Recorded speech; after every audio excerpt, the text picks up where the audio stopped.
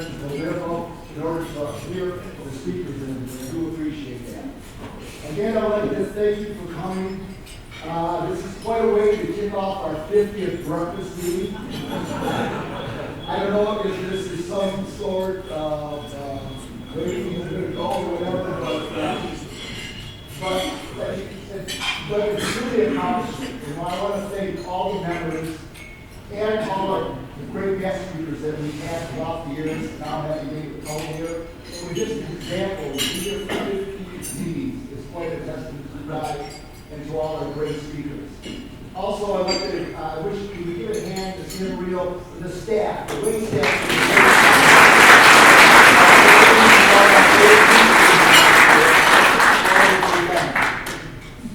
I'm not going to go through a lot because it's going to be difficult for the speakers to go through this stuff. So I'm replacing Mike Secretary, who's supposed to be, you can see the rest of the job, and now I can see why. So I do apologize for that. Also want to introduce, we do have some of our returning from the dealers here. If you can stand, I think Bill went out, he's not here with, but we introduce yourself. James Huffley from Gallon Alpha Romeo in Birmingham.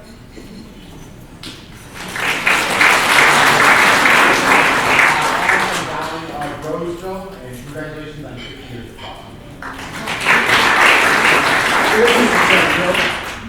I'm Bill Gallon. It doesn't look like that was the webinar. We need to speak again for the webinar. All right. Hello, webinar people.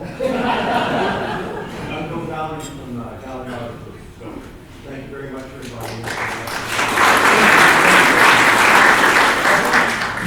We really appreciate these guys who've been with us since we started this program in 2010. And it's really been very supportive of our organization. Also, I would like to tell you about, we have a new website. I don't know if anybody's been to the new website.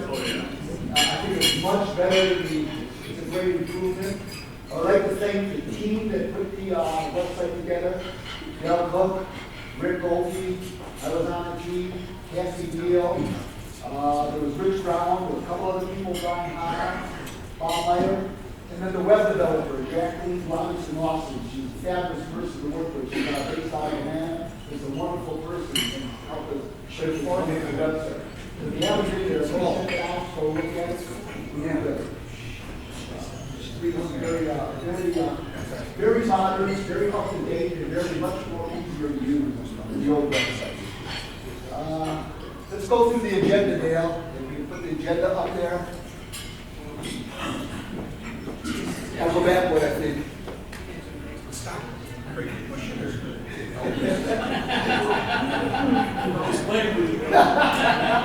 We're having a good time here. So, I don't know. So the opening remarks, we're going to have Jay Queen's going to come out, our president, and speak to you guys. Then we're going to have our guest speaker, David Cole, speak about the auto future, fast, furious, and uncertain. We will have a Q&A, and we'll do it soon. Hopefully we get through this. Bear with us. We will apologize, but I still think it'll be a good meeting. Okay. I'm going to, can anybody hear me from here? Yeah. Just for the webinar. This is going to be real interesting because I have to talk into this for the webinar, which I appreciate everybody that's on. Interestingly, and thank you first of all welcoming everybody here. I watched the 50th, and unfortunately, I went back and tried to figure out how many I've spoken in. You guys are probably sick and tired of hearing from me. I'm sort of tired of talking. I haven't ever welcomed the webinar people. So we have 70 people that are joining our breakfast meeting here at home on the webinar. So I think that's pretty interesting that we have a large number here that are attending that week. I hope you can hear me from here because I want to be able to see the slides and talk to you. I've got a couple of things I need to talk to you about today, but I have a couple of commercials first. The first commercial is, has anybody here or heard of anybody who has not received any of their HRA payments or their RHCA payments via the mail or anything that they've received? Anybody here not done that? Okay, then you guys have all got direct deposit. I will tell you, if you hear of anybody who isn't getting their payments because the company has gone to totally a direct deposit, no longer will they send checks, So please have them get a hold of us so we can help them navigate through that system and how they can actually receive a check that they don't want to be direct deposit. Because there is a way to get through it, but it does take a little bit of maneuvering. So if you hear of anybody, please contact us, have them contact us, and help them through that. And then the second commercial is, we have an insurance committee. Rich Brown is the kind of lead of the insurance committee. They do a yeoman's job helping our retirees when they run into issues with all sorts of things. And my commercial is, if there's anybody out Turn the volume up a little bit. if there's anybody out there who can, Some of us, okay, if there's anybody out there who wants to volunteer to help with the insurance committee, we would certainly like that. Because they do a great job. And you don't have to be an HR person to help us. You can be anybody who's just willing to work through some of the issues that the retirees have. So if you are interested or know somebody, you might see Rich Brown right here, or you can contact me and we'll get you connected with the insurance committee. And I'll be up by the podium. I'll be up by the podium at the end of the meeting here. Okay. I want to talk to you about two things. Can you hear me from here? Because I'd like to be able to see the slides because it's a lot easier for me to do that. So if you can hear me, just raise your hand and I'll try to talk as loud as I can. First of all, I want to talk to you about something that has just happened, and I've talked to you before about this, and that's pension overpayment recovery. And you've heard me talk about this, and we've actually done some good work with that, and I wanted to talk to you about how that happened because it's taken us a long time. It's a little bit frustrating. It's rewarding that we actually did it, but it's frustrating because it took 7 years to accomplish. And I don't know whether that was my fault or just the fault of our system. But it says good things come to those who wait. Well, those who wait, who have patience, who have perseverance, and work their butts off trying to get the government to move. I'm going to talk to you. We did it in. I believe this is probably the second most important activity the NCRO did for the retirees. The first one, obviously, was when the retirement and the bankruptcy happened. The NCRO was instrumental in getting the company, the new company, to absorb the pensions so we didn't lose pensions and go to PBGC. The second one, I believe, is this, because this is a situation that people really didn't know about. In fact, I never had heard about it until 7 years ago. And I venture to say most people hadn't heard about what had happened. And the problem was the ERISA law that was written in 1974 basically did not provide any real direction as to what would happen if a company miscalculated your pension, started paying the pension, then did an audit, found out that they had overpaid you, and then they could collect the money back. And the ERISA law says they're supposed to, and two, there are no parameters of timing and the amount of time to get the recovery. So the first time I heard about this was back in 2015, and I got one person who contacted us and talked to us about it. We really didn't know much about this. And what happened was about 6 months later, when the company made some changes in their third-party organization that did all these things, the outgoing company did an audit to protect themselves and then dumped it on the new company. And quite frankly, we're the ones that sort of notified FCA at the time that it happened because they really didn't know. The supplier sent it out without their knowledge. What they did was they found 250 people at that time. This was basically in around January of 2016. They had about 250 people that they sent notices out to and said, "Oh, sorry, we figured you were making a mistake in your calculation of your pension, and it was we're overpaying you." They go, "Okay, fine." Yeah, except some of those went back 15 years. And they'd overpaid people for 15 years at $35,000 and said, "Oh, we want it back in 18 months." Said, "Oh, can that really happen?" And most people say, "Well, that's ridiculous. That can't happen." The people we talked to and said, "Well, that can't happen." So we had a two-phase approach. The first thing we did was we went to FCA and said, okay, this doesn't make any sense. You can't really do this. You know, it's not the person's fault. You've told them, and everybody, I'm sure everybody remembers receiving every year you got something in the mail that said to you from the company, here's how much money you're going to get, here's what happens if you retire at certain ages. Well, they did the calculation, and the federal government and the risk law says they can do this. So we met with Chrysler on many occasions and went through, frankly, two VPs of HR to get this done. And in fact, one of the VPs actually said, okay, we'll suspend this, and we're going to redo everybody's audit, and then I will personally look at those one by one. That was my key. And then he actually did that. He actually stopped. He actually went through every one of them.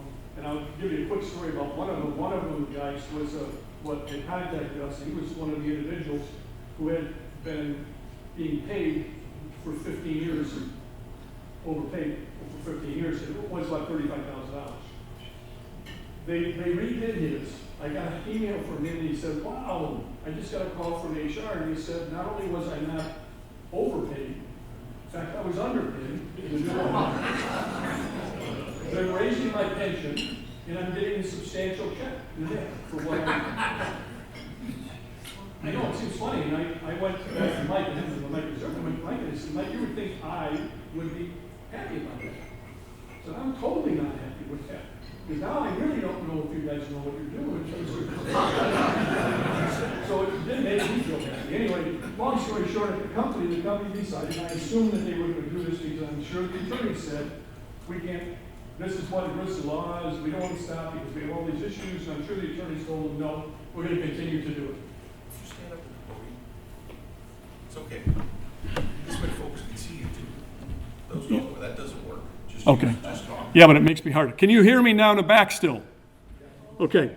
So anyway, they decided to continue to do the recoveries. So they do audits all the time, and they'll continue to do this. So we said, okay, fine. If we can't get you to do that, we're going to go to the federal government. So we worked with our partners, the NRLN, which I've talked to you about. You are all members of the NRLN because you're members of the NCRO. And we talked to them and got that to be one of their premier things to work on. So that was our phase two. And that started in about 2018. It took us 2 years with the company to get the no answer finally. So we began working with the NRLN and going to Congress, meeting with senators, meeting with representatives, and meeting with all sorts of other people. And I'll try to tell you that the second effort was, as I said, we worked from 2018 till 2022. This is a long list of things. We told FCA what we're going to do because we told them we still don't agree with you, and here's what we're going to do. We're going to go and try to get Congress to change the ERISA law. And everybody looked at us like, you're never going to get Congress to change the ERISA law. So we actually met with the Pension Rights Center, and they're a national organization, and that's their reason for living is to help pensioners with issues they run into. So we met with them, got with Bill Cartwright, who had spoken to us before, who is the president of the NRLN, Allison Parker, who happens to be the lobbyist that we have, the NRL lobbyist that we have that works in Washington. She's extremely good. And Michael Calabrese, who is the attorney for the NRLN. And we all worked together very hard and spent a lot of time in Washington. And I'm just going to go through quickly the things that we did and the people we worked with because it's hard to believe. I won't say if you think our system in Washington is broken, but I'll tell you it certainly doesn't work very well. We met with the Department of Labor. Now, the interesting thing is these individuals, it's two organizations that are responsible for this. Department of Labor and the Finance Department, the Treasury Department. So you say, how can it be two people? Well, they are. There's two organizations. The other organization we had to meet with was the Employee Benefits Security Administration, the EBSA. They're the organization that oversees the ERISA law and tries to make sure that everybody's taken care of. And that was a requirement of ours. In the interim, the PRC actually was challenged by the Department of Labor and the Treasury Department to build a group of people, including businesses, that would get together and would address the situation. We also met with the Senate Health Committee, the Education, Labor, and Pension, which is HELP. We met with Senator Patty Murray out of Washington, who was an amazing individual who actually was one of the leads in trying to get this taken care of. Her person, Kendra Isaacson, was also amazing, and she really was one that drove this through Congress. We met with Senate Finance Committee, Drew Crouch. We met with the House Energy and Workforce Committee, Kevin McDermott. We worked with the House and Ways and Means Committee, Kara Getz, and we obviously worked with the PRC and some other committee working on the solution. So you can see we worked like, it was like musical chairs working with all these different groups.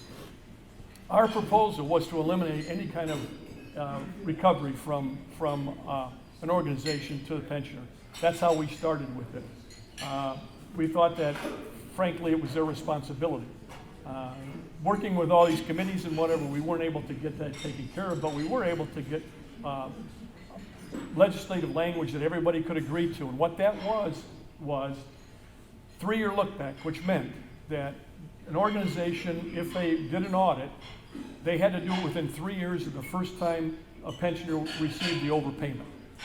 So in my estimation, everybody in this room is taken care of because we've all been getting our pensions for more than 3 years, I would assume.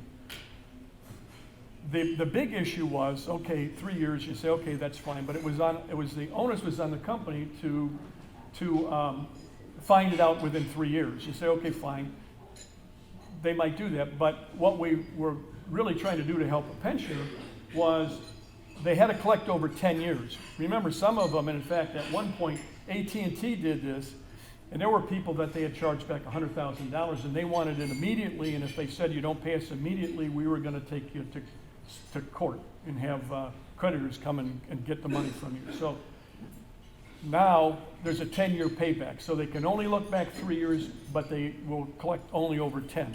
So it's 10% a year of what the overdue pays. So we think that was a big change. No interest, no recovery from beneficiaries. So we think that the compromise was a pretty good compromise. And in fact, it was passed as part of the omnibus spending bill at the end of this year. And I think, okay, there are issues with the omnibus spending bill. In my opinion, the only way we could have gotten this bill through was to attach it to some other bill, and that was the bill it went to, and it got passed. So it's now law. So it took, thank you.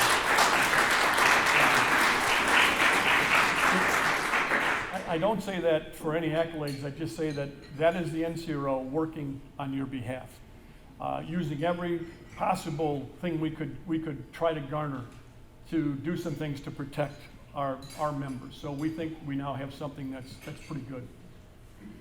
So what's next? I don't know how many individuals in this room might have been annuitized and their pension now paid through a Prudential or a fee. But that's the next major activity. There's a huge continuing effect of companies trying to de-risk their pensions and get it off their financial statements. So we're going to try to attack this because we think it's a big issue, because if you're annuitized, you lose a lot of ERISA protection, you lose PBGC protection, and you only have protection from the state insurance committees, which are somewhere between around $250,000 for a lifetime, which we don't think is appropriate. So we're developing legislative language. We're going to use the same type of process we used for the pension recovery overpayment issue, and we're going to starting on Monday. And we have the legislative language already written, and basically what the legislative language would say is that if a company were to annuitize pensioners, they have to buy reinsurance as a part of that transfer to the insurance company that protects your pension in perpetuity.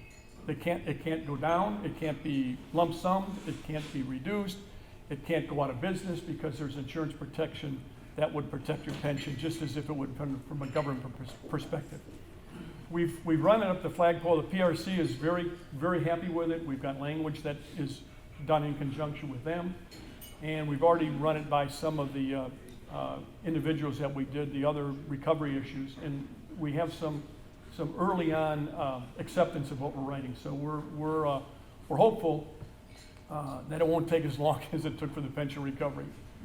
I'm hopeful of that because I'm not sure I can take another 7 years and travel to Washington and do all that stuff with our representatives. Like I said, I don't want to badmouth our representatives in our system, but I will tell you it's not the easiest system to work through.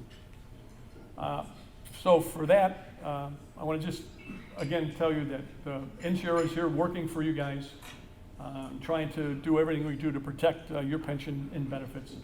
And we thank you for your support, because without your support and without you being behind us and providing us with the impetus to do this, we wouldn't be able to do it for you. So again, I thank you for that and appreciate everything you do for us. Okay, with that, thank you, Pete.